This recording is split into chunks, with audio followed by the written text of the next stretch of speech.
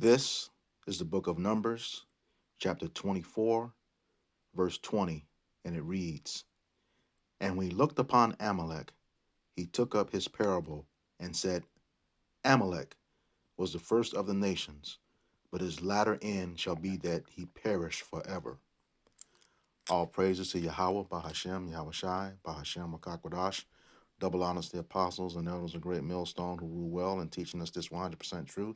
Salutations to them and my fellow Akim who labor in this truth week in and week out on the highways and byways. Also, salutations to the hopeful elect of the scattered 12 tribes of Israel, scattered to the four corners of the earth. They be like unto the speckled bird, who are also known as your Israelite foreigners and your so called Negroes, Latinos, and Native Americans. To you, I say Shalom. Okay, that opening scripture was talking about Amalek, who is the direct grandson of Esau Edom, and he is known today as the Jewish people, who were in past times also called your Khazars. Okay, but biblically the tribe of Amalek, descendant of Esau Edom. And right now, they are in control of just about everything, every facet that operates of the earth, and that's because of Job 9:24. You know, it says the earth is given into the hands of the wicked. All right, so right now they are in control and rulership of the earth right now. Okay, so I'm going to get into um, the book of Micah, chapter 2, beginning at verse 1. And it says, Woe to them that devise iniquity and work evil upon their beds. And that word woe goes into destruction, okay? The word iniquity is sin upon sin upon sin upon sin. And work evil, meaning bad times upon their beds. You know, that's the thing. You know, they don't rest unless they are devising evil. Okay, all right. So they're up in the bed thinking about it all night long on what they're going to do. It says, when the morning is light, they practice it because the power is in their hand. And that's the thing, they because they have that power, the earth is given into their hand right now because of the transgressions of our forefather. They're working evil all the time, okay? They cannot rest unless they are working that evil, okay? All the time, all the time, and that's simply because they have the power to do so, all right? And it says, verse 2, and they covet fields and take them by violence, and houses and take them away. So they oppress a man and his house, even a man and his heritage. So yeah, they covet fields. Anything that they see that they want, they're greedy. At first they'll come and be nice with you, try to make friends with you, but eventually they'll kill you. Look at what they did to Gad. Okay, we know that this tribe, Amalek, was also responsible for not only financing the transatlantic slave trade, but they also own the ships. There's documentation of them having a huge hand in that. With all the big bankers, the names that Chase, all these big banks. I forget the other one, but it's several of them. They're in control of all of that. Okay, they control all the money, and as we know, they have central banks in all countries except Russia. Okay, that's where they have central banks. That information is easy to research. Okay, and he said, and he takes them by violence. Look at what they do now. We have embassies, all in everybody's country, occupying everybody's country, and with NATO, and other areas who are in alliance with the United States, they are also funding all the wars. We know that Amalek does that as well too. Okay, and it says, and houses, they take them by violence and houses and take them away. And the system they have set up right now, look at it. You may finish paying your house off, but the taxes that go with it. Okay, if you miss those taxes, they will come by and just take you home. Or if they want to move through it, they have this law called eminent domain. Just come in and take your land. What they do is lowball you an offer that you know you're not that they know you're not going to accept, and then because of eminent domain, they just come take your land anyway. Okay, and it says that so they oppress a man and his house, and even a man and his heritage. And here again, all those embassies. Why are you occupying all of these other countries? Okay, and like I said, even a man and his heritage. Even in ancient times, when you went by and conquered other lands, you took on their names. Um, calling yourselves the ancient Romans, the ancient Greeks. Okay, those were dark-skinned people. Um, Japheth before. Okay, not you, Amalek, and even with the name Ashkenazi Jew, that's biologically impossible. Ashkenaz and Jew, which is short for Judah, which is the southern kingdom of Israel, actually three tribes. Um, uh, they were of a different time period. Okay, so there's no way biologically possible that you can have the seed line of Ashkenaz and the seed line of three different tribes come together to form the nation of people that you call yourselves today, the Ashkenazi Jews. That's biologically impossible. Okay, in the same fashion, the so-called Negroes are not African Americans. You cannot have the seed of two men with recessive genes, two Edomites in particular, with recessive genes, come together and form a nation of people with dominant genes. It just doesn't work that way.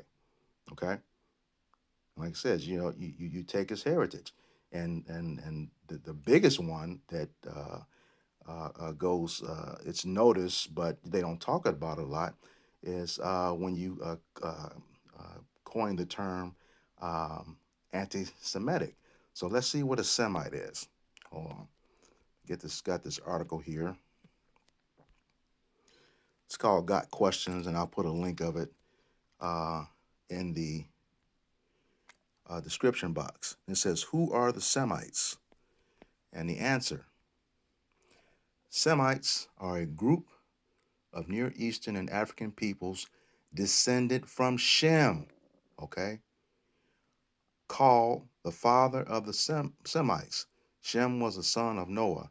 He and seven other members of his family entered the ark, escaped the flood, and lived to repopulate the earth. Through Shem passed the line of the descent to uh, the Messiah, Yahushua HaMashiach, whom the world ignorantly calls Jesus Christ. Okay, and it says Shem's great grandson, Eber, was the father of those who eventually called Hebrews, including Abram, who's later called Abraham. Then it says, see Genesis 10 and 11 for more on Shem's line. But I'm going to skip down here to this article uh, about anti Semitism. Okay, and it says, today, anti Semitism is a term that has come to mean prejudice or hostility towards Jews as a religious, cultural, or racial group, according to Encyclopedia Britannica. The word anti Semitism was introduced in 1879 by Wilhelm Marr, a German agitator who used it to describe anti Jewish campaigns that were taking place in Central Europe at the time. The term, in fact, a misnomer, as true anti Semitism would apply would imply discrimination against anyone of Semitic descent, including Arabs, Ethiopians, and other Semites. All right. So what they did when they coined that in 1879, okay, that's only 143 years ago. All right. We know that Shem was born 98 years before the flood. But when you go look at Shem's lineage,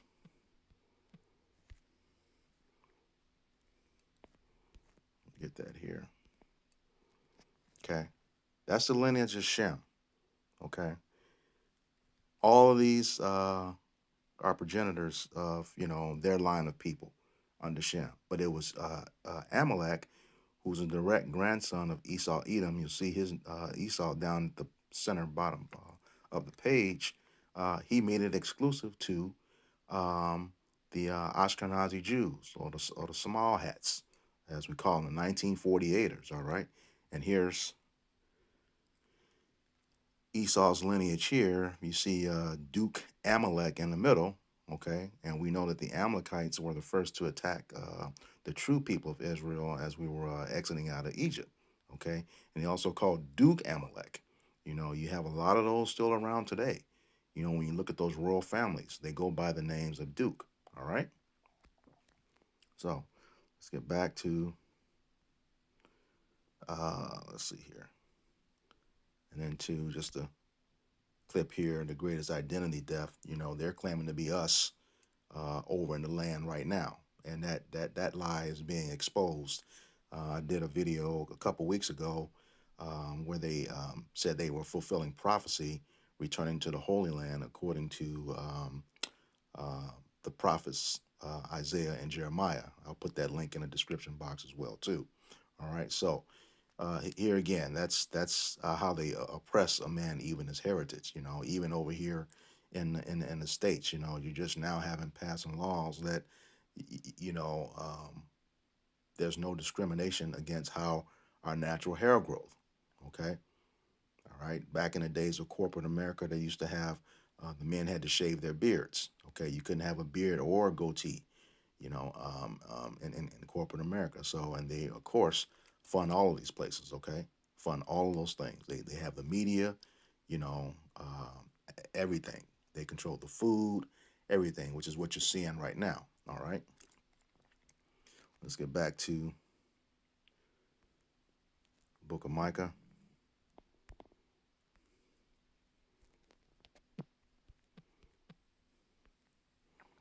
Okay.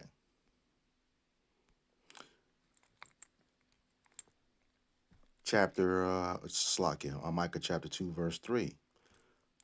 Therefore, thus saith Yahweh, behold, against this family do I devise an evil, from which they shall not remove their necks, neither shall ye go heartily, for this time is evil. All right, so yeah, so what's going to happen is because of all these things that they've done, Yahweh Bashem Yahushai is going to recompense, you know, all of that evil on top of them. You know, they won't be going around walking proudly anymore. And how he's going to recompense that, you know, when that day comes and we come into our power, you know, what's gonna happen is, you know, they're going into slavery.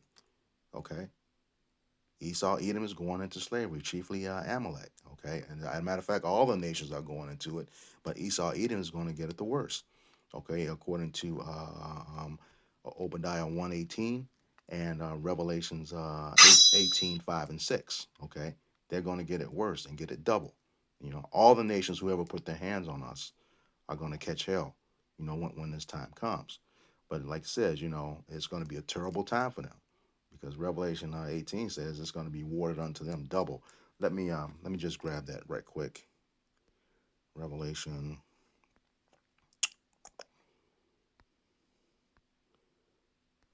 chapter 18, begin at verse 5. And it reads, for her sins have reached unto heaven, and Yahweh hath remembered her iniquities. And here again, that's that sin on top of sin on top of sin on top of sin. Okay, and what is sin? Transgression of the law.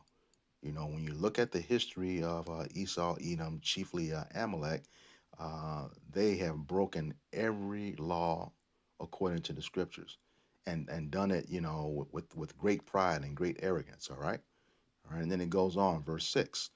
Reward her even as she rewarded you, and the you is the nation of Israel. Okay, true Israelites, the 12 tribes, and double unto her, double according to her works, and the cup which she hath filled, fill to her double. So you're going to get it twice as long and twice as hard as you gave it to us. Okay, and you know, even though you know, we've been in captivity under you, direct captivity under you the longest, you know, beginning with the Greeks and Romans until this day, you also had a hand in doing dirt to us in the prior captivities. You know, like I said, coming out of Egypt, you were the first one to attack us. You know, taking our killing our old and young. Okay, when it came to Babylon, you assisted in destroying, our treasures, our temples. All right, and then had a problem because we didn't want you to be a part of it. All right, so yeah, you're gonna get double for what you did. Double. All right. Let's get back to Micah.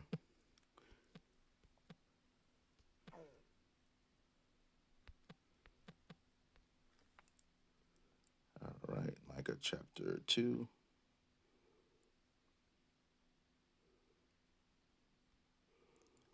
All right, we're in verse 4, and it reads,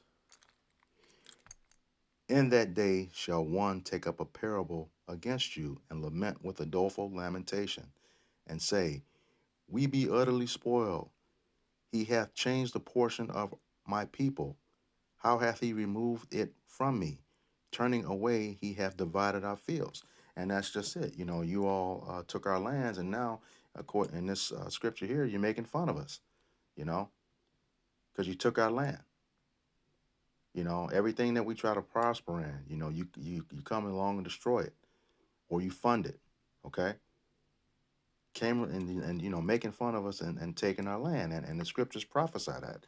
And Ezekiel 36,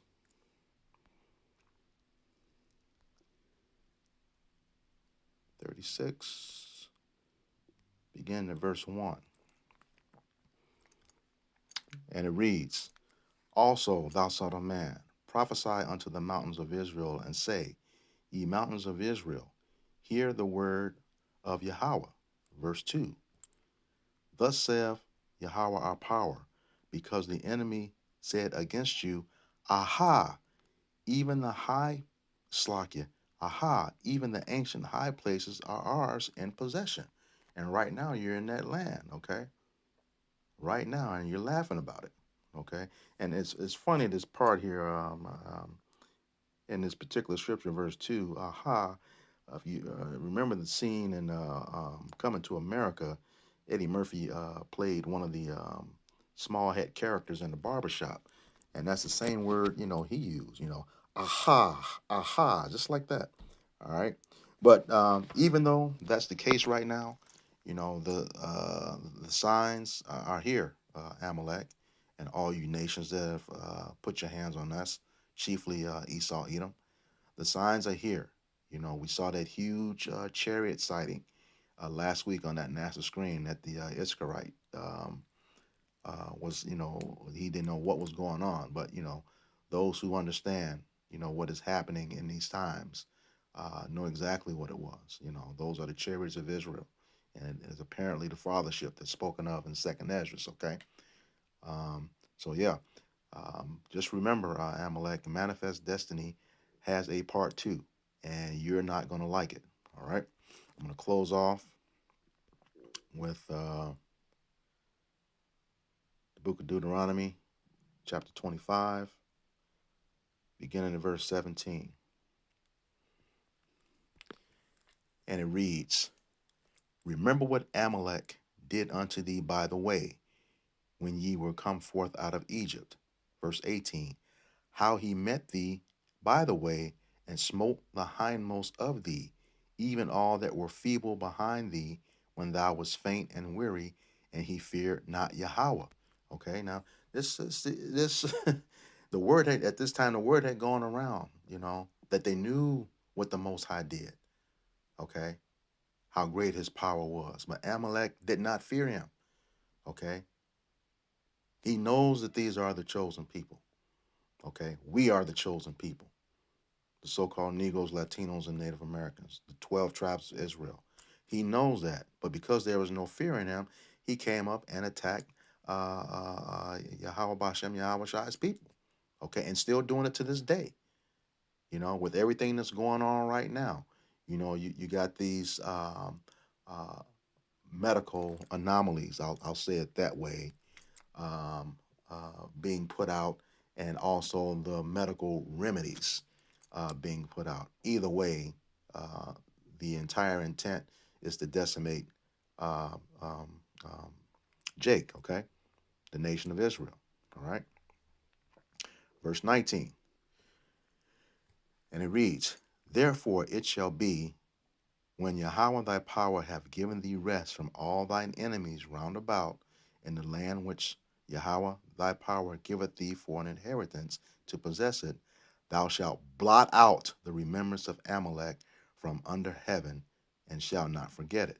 Okay, and that rest is going to come when this place is destroyed. Babylon the Great, the daughter of Babylon, spiritual Sodom and Egypt, aka America, when this place is nuked into nothingness, okay, will never be inhabited again, and we're back in our own land, okay. That's what it means when we're going to be at rest. Okay, and this, as Micah 2:10, further down in this chapter, tells us, "Arise and depart. This place is not our rest." So trying to find rest here is never going to happen. The Lord has already told us that, even in the curses, Deuteronomy 28:15 on down, tell us we would always be groping. We would never have success here. So I don't know why Jake is still trying. That's because, Jake doesn't believe. Okay. Those who understand the scriptures have been enlightened by the Most High, Yahweh Bashem, Yahweh Shai, do understand that. Okay. But here again, like I said, that manifest destiny has a part two. Amalek is going to be blotted out of from under heaven. Okay. You will never exist again. And again, that's backed up and not only right here, but Obadiah 1:18. All right. All right. And as the Zondervan Compact Dictionary says, when you look up Edom, it is the only nation not shown mercy by Yahweh Bashem, Yahweh Shai. And that's coming, and they know it. That's why they're trying to do their very best to wipe out the 12 tribes of Israel right now, and get ready, Jake, because Jacob's trouble is here. We're seeing judgment right now. All right. With that being said, once again, I hope this lesson was edifying for the body. Again, all praises, glory, and honor to Yahweh, Ba'ashem, Yahweh Shai, Ba'ashem, Wakakwadash. Double honors to the apostles and elders of great millstone who rule well in teaching us this 100% truth. Salutations to them and my fellow Akim who labor in this truth week in and week out on our highways and byways. Also, salutations to the hopeful elect of the scattered 12 tribes of Israel, scattered to the four corners of the earth, that belong to the speckled bird. To you, I say Shalom, Abba Babal, Kwam Yasharallah.